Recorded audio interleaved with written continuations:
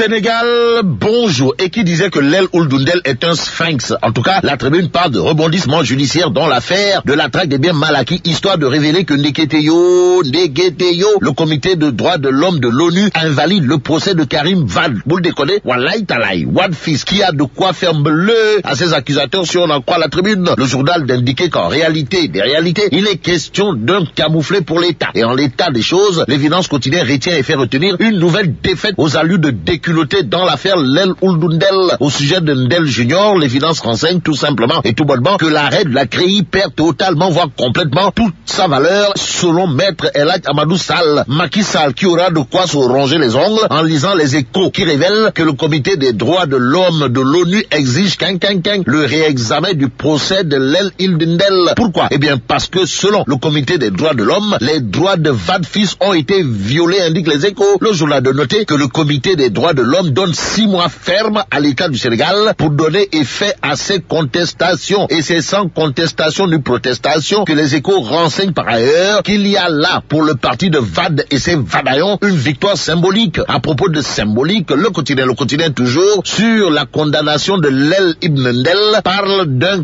cas en débat. Vrai débat ou vrai faux débat. En tout cas, le journal du groupe Avenir Communication de préciser qu'en vérité des vérités, le comité des droits de l'homme de l'ONU demande tout simplement et tout bonnement une révision effective de la déclaration de culpabilité. Et pour une lecture de la lettre et de l'esprit des choses, il y a dans le quotidien, monsieur le garde des Sceaux, ministre de la Justice, le professeur titulaire de Cheikh Ismaïla Madior Fall, qui considère à plus d'un titre que ce n'est pas une décision contraignante ni obligatoire. Les obligations de l'As quotidien d'informer juste et vrai ne souffrent d'aucun doute. Les Nations Unies ont bel et bien désavoué la CREI. Réaction du professeur Ismaïla Madior Fall dans l'As quotidien. Aucun organe international et même mondial ne peut annuler un arrêt de la CREI. En attendant, source arrivée à sa une, Kaling Wingaï ouvre grandement une fenêtre à Omar Sarr Dagana et compagnie. Il s'agit d'après source A de la fin de non-recevoir à la lettre du FNR qui, aux yeux de monsieur le ministre de l'Intérieur, n'est pas une entité juridique pouvant disposer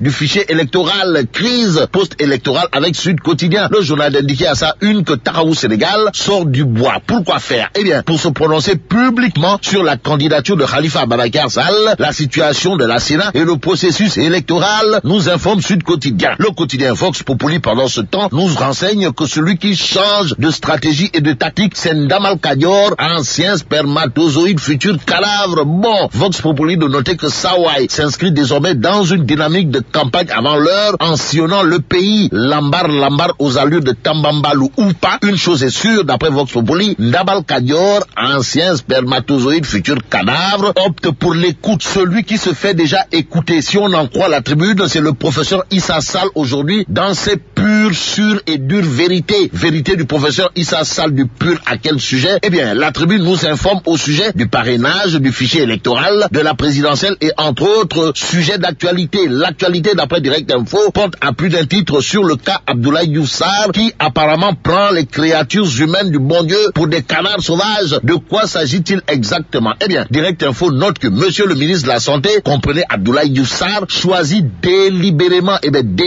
de se taire et se terrer au moment où le secteur de la santé est encore plus malade que le malade qu'il est censé soigner. En tout cas, le silence inquiétant du ministre Abdoulaye Diouf Sarr face aux grèves récurrentes des agents de santé, voilà ce qu'on lit à la une de Direct Info au journal de nous apprendre. Quand les populations réclament leur droit à la santé, monsieur le ministre de la Santé n'en a que pire s'en tape. Bon, passons au journal L'Exclusif qui révèle que celui qui importune voire pollue l'atmosphère de la République, c'est Amadou Ba et c'est Amadou Ba. Amadou Ba ou le ministre des difficultés financières provisoires voulu, c'est d'après L'Exclusif quotidien le maître de la bataille de succession, le goût immodéré du pouvoir et des ambitions personnelles. Amadou Ba serait-il dans une logique de devenir khalife à la place du khalife? En tout cas, Sawai, le ministre des difficultés financières provisoires voulu, en l'occurrence Amadou Ba, c'est comme qui dirait un cancer et dans le parti de Macky Sall et dans la République. Le président de la République qui est Et à la une du Soleil, l'astre de Anne qui révèle les propos du locataire du palais à Tivaouane, à savoir, tant que je serai à la tête du pays, j'assisterai les foyers religieux. Aussi, le Soleil sur la campagne agricole 2018 note les bonnes performances du Sénégal, d'où la réaction du président Macky Sall qui, d'après le Soleil, a tenu à féliciter monsieur le ministre de l'Agriculture, en l'occurrence, le docteur Papa Ablaye Sekendanan, Sunyundanan, Kulundanan et ses collaborateurs, ainsi que l'ensemble des acteurs du monde rural. Ça s'appelle le good job